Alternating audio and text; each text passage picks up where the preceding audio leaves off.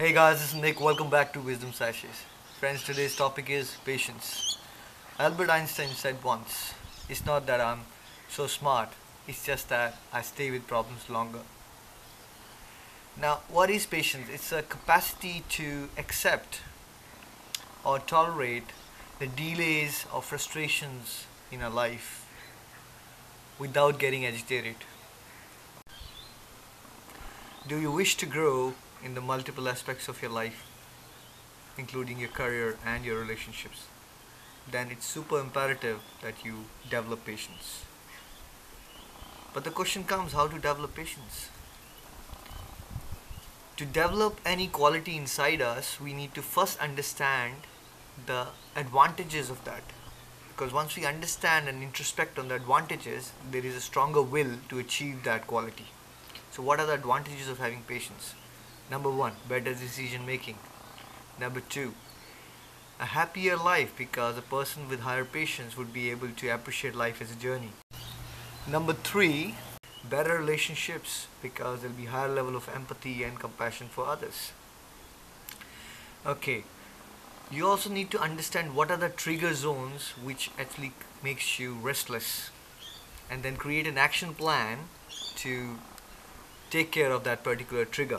For example, if you feel that you get struck up in traffic, you feel very restless. So you need to create some action plan. Okay, I'll listen to my favorite music and I will try to distract my mind uh, from the excessive traffic, and I'll try to maybe listen to a good philosophical lecture or the music I like, whatever works for you, but you need to create an action plan to take care of that particular trigger which is making you impatient. Also, we need to practice, because practice makes a man perfect. Practice basically things like listening skills. You know, if you feel you are not good in listening, you need to make a conscious effort that you're listening to people. Okay, we also need to learn and think a lot before we speak, because a lot of issues we face in our practical life is when we are impulsive in our speech. We also need to practice delayed gratification. What that means is, uh, your mind is telling you to have a burger, but you need to stop. No, I just had a burger yesterday. I won't have a burger today. Maybe I'll have a burger day after tomorrow. So, trying to control the impulses created by your own mind is also a good way to develop uh, patience. Also, we need to be realistic with life. Let's say you want to develop a real estate company, uh, and after 2 years of working hard, you're getting frustrated and getting impatient. Maybe you were too unreasonable in your expectations. Perhaps it's a good way that people who are successful in that particular business, maybe go speak to them. What are the different kind of frustrations and failures they had to go through, and what is the reasonable time frame, which is a realistic time frame where they were able to be successful.